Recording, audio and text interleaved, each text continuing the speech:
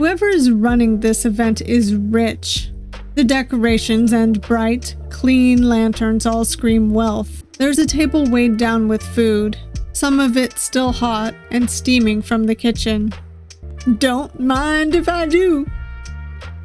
There's no one stopping any random stranger from coming in and taking food, so I take one of the small plates and fill it with some choice nibbles. There may be no such thing as a free lunch, but free snacks feel safe enough. Hell yeah! I am so down with that main character. Hey all you cool creatures. I'm Cryptid, welcome to the Cryptid Plays YouTube channel. And today we are playing OBSCURA, Chapter 1, The Descent.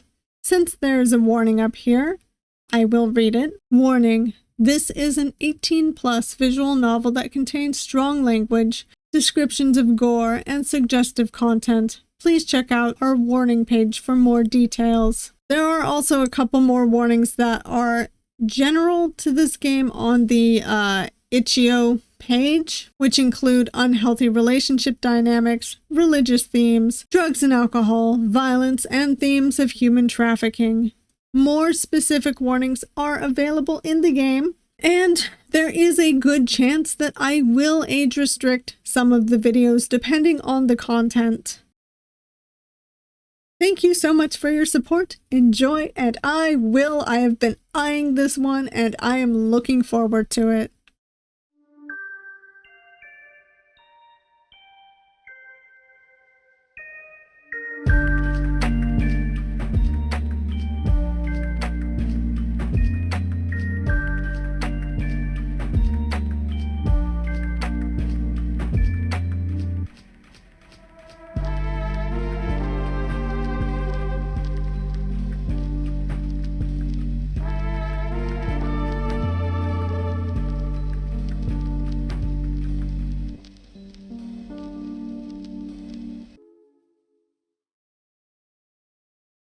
So while I did get the general content warnings out of the way, and I only intend to do the prologue in this video, so what this visual novel is about is that we play a cursed protagonist who has gone under the mountain in search of a special item to help them with their affliction. And while under the mountain during their search, the protagonist comes across 4 different men, which are our love interests. And I think I might go for Oleander first. So, with that out of the way, let's get started.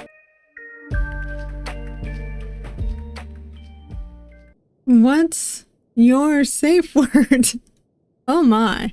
Oh, pumpkin's cute. Let's do marshmallow. Cause they're— oh no, that doesn't fit. Alright, pumpkin it is. If you ever need or want to pause gameplay, you can press the safe word button in the top right corner. This pauses the game and takes you to the safe word menu. The X key will also take you directly to the safe word menu during gameplay. Leaving the safe word menu will take you back to the game. The safe word button is hidden by default, but can always be seen by mousing over the top right corner of the window. It can be made always visible in the preference menu. Please enjoy OBSCURA. No one goes into the mountain without a reason.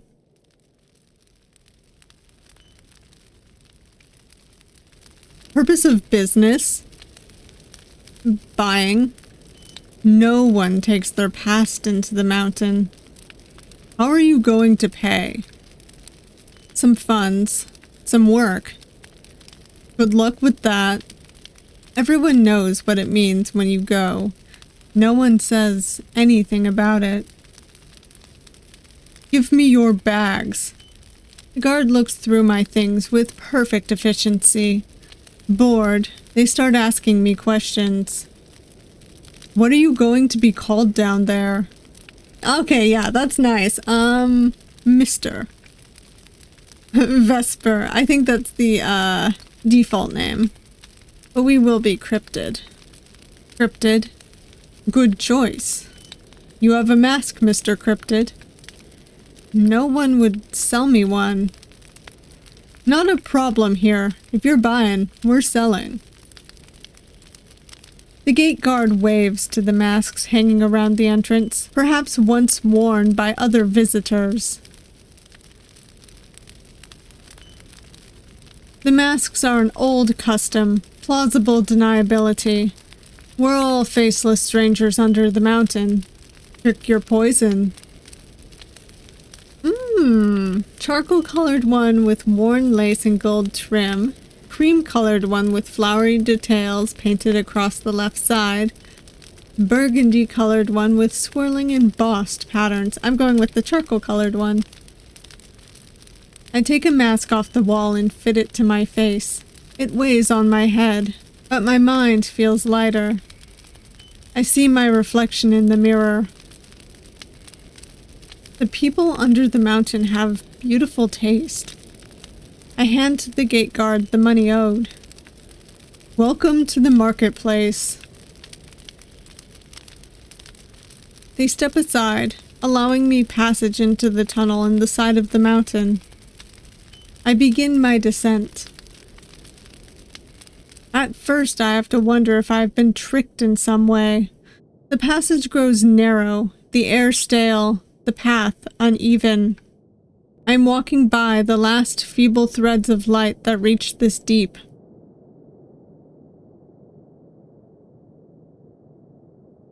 But then I see something, a shimmering pale blue glow from around a corner. I fight through the narrow walls until I am able to turn the corner. The passage suddenly widens. Then it opens. I step from the passage into a cavern, so massive I can hardly see the end of it. The marketplace, that is gorgeous. There are several masked people who were seated or leaning against the walls around this little entryway, and now they are approaching me. Welcome, newcomer. A fresh face. Someone new could use a guide, couldn't they? Hucksters, or perhaps petty thieves looking for an easy mark. My valuables are kept under my heavy robe, safe from pickpockets. I steel myself and march forward, past the strangers. There is no logic to this place. A fishmonger selling dried and salted fish sits next to a bookseller with stacks of forbidden tomes. A fungus man and a bird keeper are bickering. If they weren't obvious scams, I would have taken one of the offers for a guide and saved myself some time. At first, I glance at each stall. Out here, nearest the entry tunnel, all of the stalls are selling simple amenities or cheap thrills. The sorts of things a departing traveler might want to have when they ascend. Not what I'm looking for. It's not here. Well, I suppose it wouldn't be. Asking one of the sellers, I get directions. The rough walls of the cavern, shifting and trembling in unsteady candle and glowworm light, slowly turn smooth where natural walls turn to human-carved. The ramshackle stalls turn to ramshackle buildings to painted and varnished walls. The quality of goods on sale is improving as well. The cheap basics are behind me. Ahead are the rare, the luxurious, and the illicit. The real reason why anyone comes here. Seeing the sign for an apothecary, an easily recognizable serpent coiling around a staff, I slip inside. Welcome. The shopkeeper is masked, of course, but that's not what grabs my attention. The din of hundreds of voices selling and buying and negotiating in the echoing caves is muffled, but not by much. That is because while the apothecary has 4 walls, there's no roof over the store. Newcomer, huh? What? You must be a fresh arrival. And why would you say that? You're staring where the ceiling should be. I suppose suppose in a city with no sun or rain, roofs are unnecessary. Only thing a roof keeps out in the marketplace is thieves. A common weather pattern here. Far too common. I make an effort to examine the apothecary's mask. It's plain, plainer even than mine. Perhaps he is frugal, or perhaps he is poor by the standards of the marketplace. Well, you weren't driven in here by the weather. What do you need? I'm looking for lunar ichor. I resist the urge to explain my circumstances to the shopkeeper. No matter how meaningless or petty they seem, my secrets are one of the few resources I have in these depths. You have expensive tastes, or terrible luck. What I don't have is lunar ichor. Is that something you could remedy, apothecary? No. If money is a concern, I can make arrangements. It's not the money. I could never afford to stock that damnable ichor. Even if I could, I doubt I would be able to stomach it. The rumors were true then. That is unfortunate. Where does one go then to find that damnable ichor? Smuggler dens, the vaults of the lords of the market, or perhaps you could take a knife to the lunar god.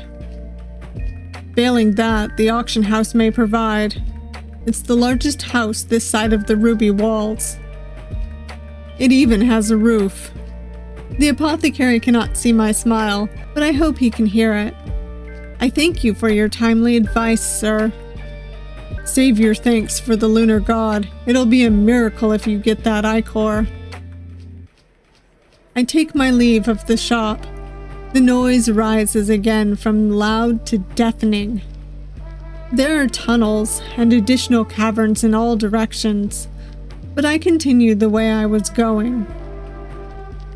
If the walls are getting smoother and the buildings more beautiful, then I am approaching the richest part of the market. It stands to reason that this is where the auction house will be.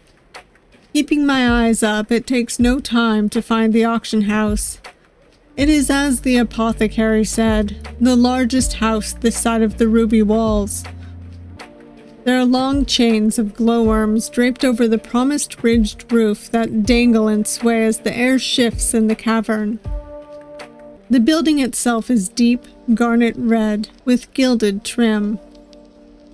Message received. You are very wealthy, whoever built this. The doors, covered in tiny engravings impossible to interpret in the dim lights, are wide open. Bright, golden lamplight pours out into the street. People are freely milling in and out, and so I slip inside. I am underdressed for the occasion, but neither of the guards standing at the doors move to stop me. The sound of the outside suddenly dims, and I have to blink against the sudden brightness. I can hear my own muffled footsteps as I cross the plush carpet deeper into the auction house. The whispered conversations through masks make a thin fog of sound compared to the din outside. The signs are in a language I do not recognize, but I can make some educated guesses. The ornate double doors standing locked and guarded must lead to the actual auction hall. There's a short, uncarpeted hall with gleaming polished floors, lined with several doors. After a second, I see a giggling pair exit one of the rooms and straighten their clothes. That explains that, then. There's one door that is a little more than a window on hinges, left open. I peer inside for a second, only to see an ordinary office. Come in. The stranger sitting behind the desk waves to me, and so I step inside. Pardon me, I didn't mean to intrude. You can't intrude on the bookkeeper. I must always be available. You must be? How else could anyone check to ensure that I'm not meddling in the books? Does it really come to that? Well, I have no such concerns. A buyer, are you? Couldn't I simply be a browser? You really believe someone would come to the marketplace, to the auction house, just looking to see what they find? I suppose someone must have in all of history. Well, if that's the scale you're measuring by. You, however, are not here to browse. No, I'm not. You're right. I am here to buy. Shall I show you the catalog for the next auction? I would appreciate it. The bookkeeper stands and hands me a sizable booklet. Do not damage it. Do not leave here with it.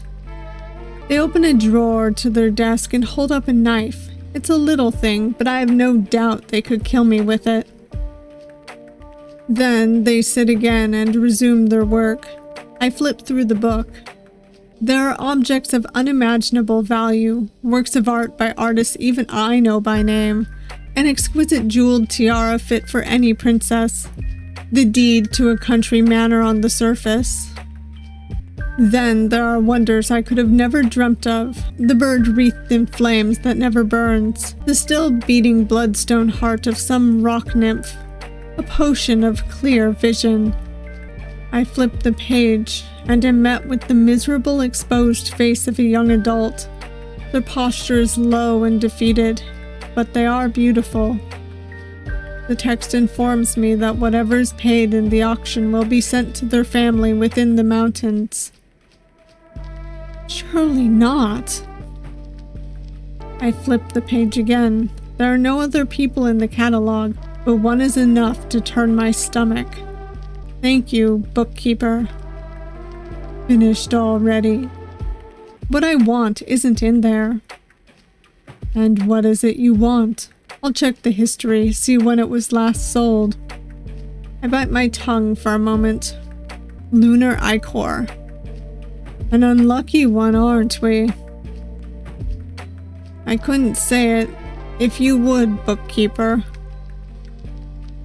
They shuffle through a notebook. I try to read the text, but it is nearly impossible to interpret their faint pencil scratchings. More bad luck to heap on your pile, I'm afraid. The last sale was 3 months back. It's unlikely we'll get another sale for months yet, unless someone new comes with a stock.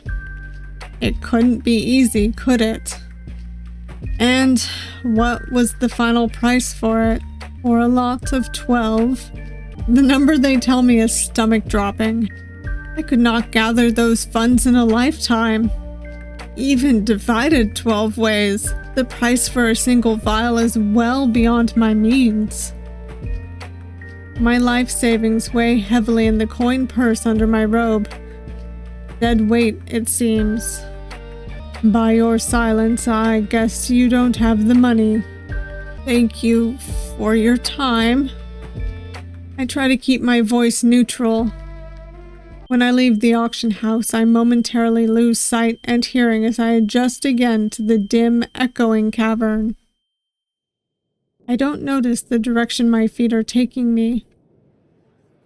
My hopes for a quick visit to the marketplace have been thoroughly dashed. Now I have to determine what to do.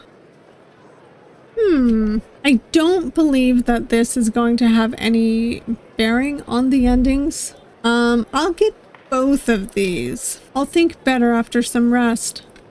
At the moment, I don't trust myself to make a sensible choice. Staying on guard here in the marketplace is exhausting, and my feet ache from climbing the mountain. I need some kind of rest before I have the energy to determine what to do next. I stop by a stall and ask for directions for a decent inn, rest stop, public house, anything.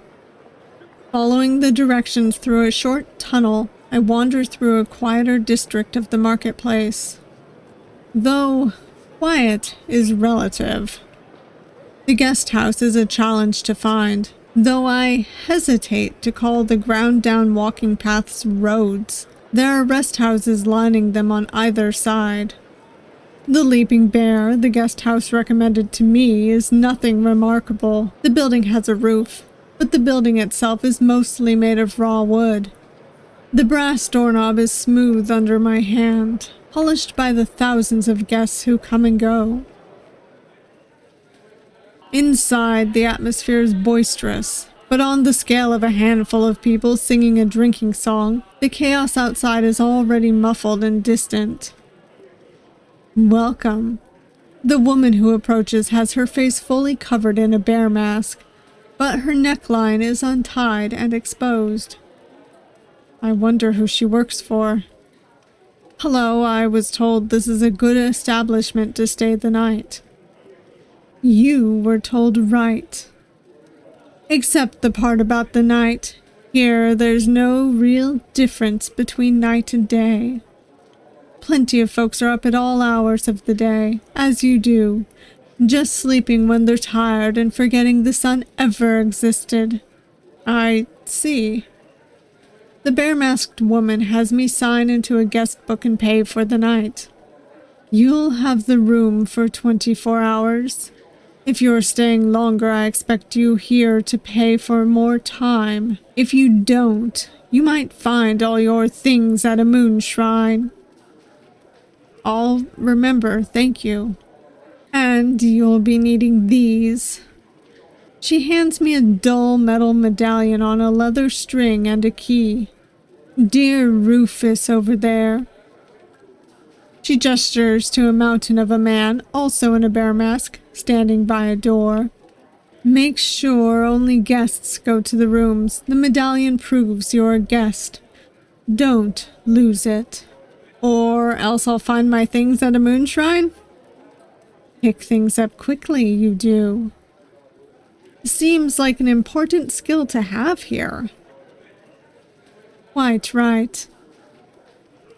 She gets back to her business, so I approach the mountain of a man guarding the door to the rooms. Hello, Rufus. I hold up the medallion and wait. I'm not about to rush a man with a bat, especially one as bloodstained as his is. Then he nods, and I am granted passage. He watches me go to my assigned room. I suppose it's a good measure to prevent theft. But then, so is a blood-stained bat. Sleep doesn't come easily at first. How can I risk sleeping in the marketplace? But it does come for me. In the morning, or what my body decides is morning, my resolve has hardened. Alright, I'm gonna save this here, go back and see what happens if we keep going. I can't afford to give up. I cannot allow myself to give in to difficult circumstances. If I give up on getting the lunar ichor, I might as well throw myself off the mountain. For now, I need a place to stay. My feet ache from the climb up the mountain, and my spirit is draining away in these cramped, noisy conditions. I stop by a stall and ask for directions for a decent inn, rest stop, public house, anything. Okay. This leads us right back to the same spot, so I might as well just go back to where I was. In the morning, or what my body decides is morning, my resolve has hardened.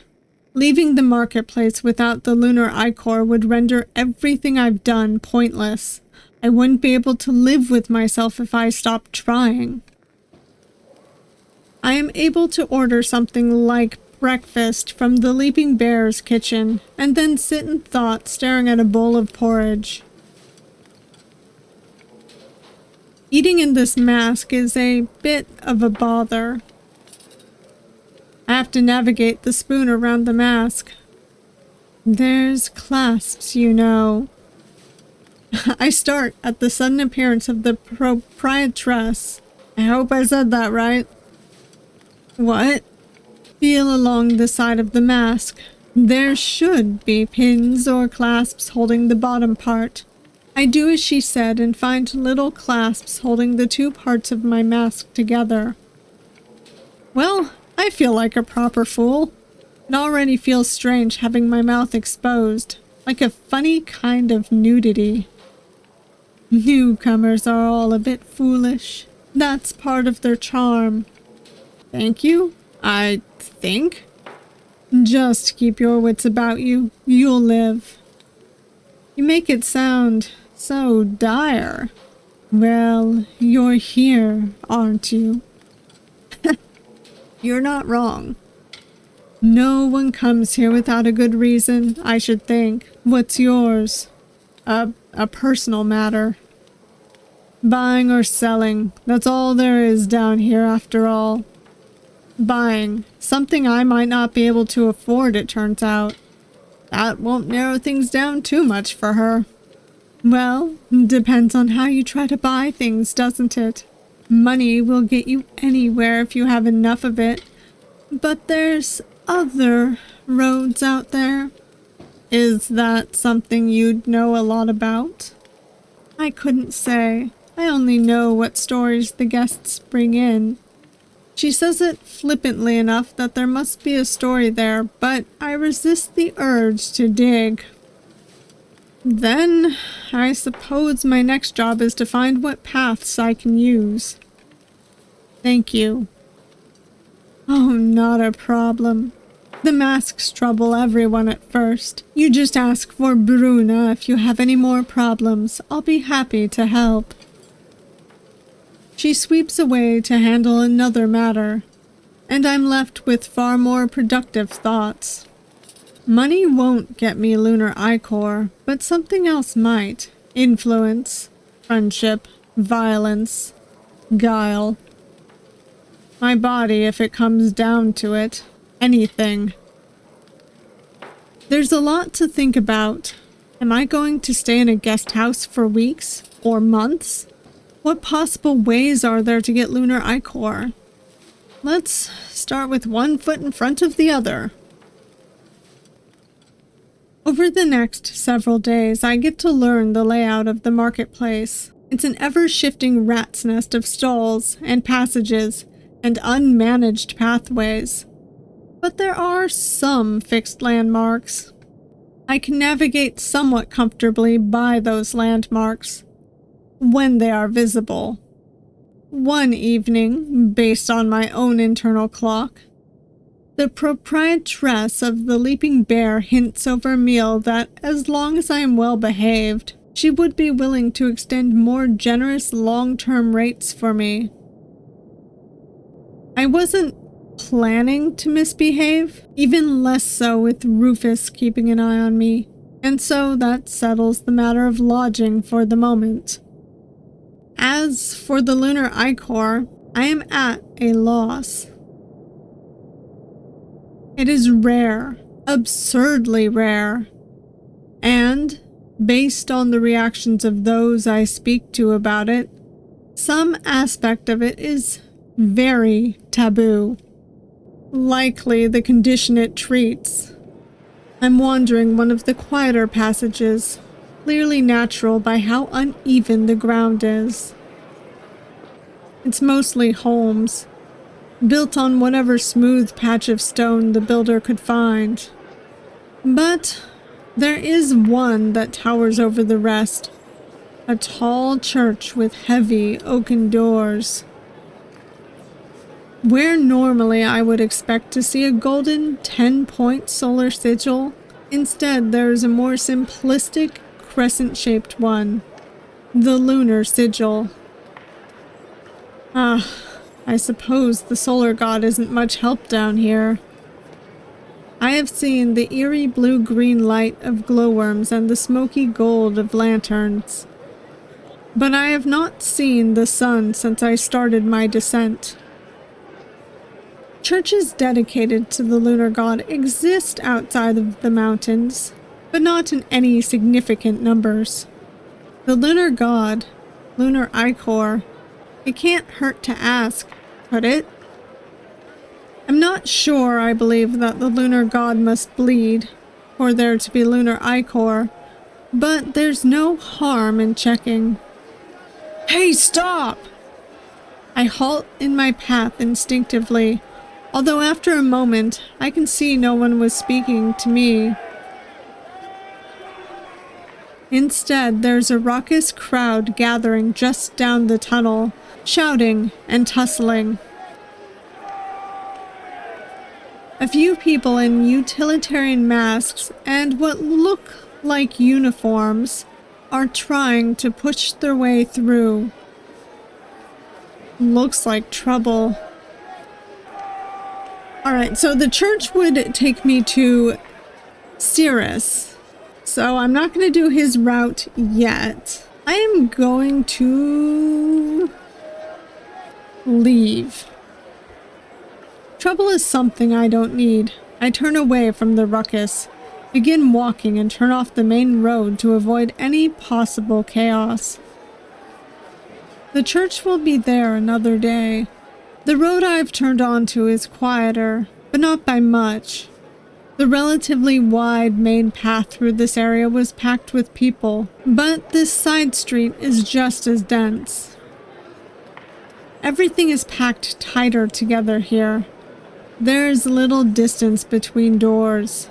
Lanterns and laundry are strung from second and third floor lines. The buildings all seem to lean in towards each other. In a safer place, I would call it cozy. But in the dark and the noise and press of strangers around me, the only word I would have for it is claustrophobic. Most doors are left ajar with lamps in the window to indicate an open business. It's a familiar sight, to the point that my eyes now slide past closed doors and dark windows without a thought. But there is one larger building here. Double doors open wide and pouring out light and music. It's an obvious invitation, and I have nowhere to be. There's people milling around the entrance, and I have to squeeze past them. But then I am inside. Well, whoever is running this event is rich. The decorations and bright, clean lanterns all scream wealth. There's a table weighed down with food, some of it still hot and steaming from the kitchen. Don't mind if I do. There's no one stopping any random stranger from coming in and taking food. So I take one of the small plates and fill it with some choice nibbles. There may be no such thing as a free lunch, but free snacks feel safe enough. Hell yeah! I am so down with that main character. The music comes from a large group, possibly 10 players in all. The musicians I've heard on street corners have been soloists or duets, and one trio that was a highlight of that day. I think I'm going to explore. The music is lovely, but my curiosity is practically tugging at my cloak to keep looking. I need to know what this event is for. I walk deeper into the space. Through an open doorway is a large parlor set up with small round tables and an abundance of chairs. I wonder how many people are doing business here. I doubt barging into most of these hushed conversations would endear me to these people. But there's a loud crowd at the back of the room. They're even standing on a section of the room a little higher up from the rest. That screams, "Notice me." The crowd bursts into loud, barking laughter. Whoever's at the center of that conversation is probably quite endearing. And then on the other side of the room is a man who immediately draws the eye. He's dressed brightly in contrast to all the skulking shadows around him, myself included. Perhaps his posture's a little stiff, but I certainly was stiff as a new arrival to the marketplace. Unlike me, though, is all the evidence of wealth on him. The shining white clothes, the gold trim, the new shimmering mask. Any problem here can be solved with enough money. Maybe he's got solutions, and if he's new, I might be able to play my cards right. I step a little deeper into the parlor to let someone else in. No need to block the doorway. You know what? I am going to leave this here. because I think once I start choosing these, it will take me down a couple of routes. So instead of meeting the characters, which I'm pretty sure I'm going for the laughing crowd this first time around, I will just leave it on this kind of little cliffhanger as a sort of prologue to the rest of the game. So, thank you all for watching if you've made it this far. I hope you enjoyed this visual novel so far. I am finding it very interesting. And if you did like my reading of it so far, please hit that like button. And if you want to see more of me but you haven't yet subscribed, please subscribe. I upload videos every Monday, Wednesday, and Saturday, and sometimes extras and shorts randomly throughout the week. I also stream on Twitch on kind of a changing schedule at the moment. Right now it's been Fridays and Saturdays. So I hope to see you there, and I hope to see you all next time. Bye!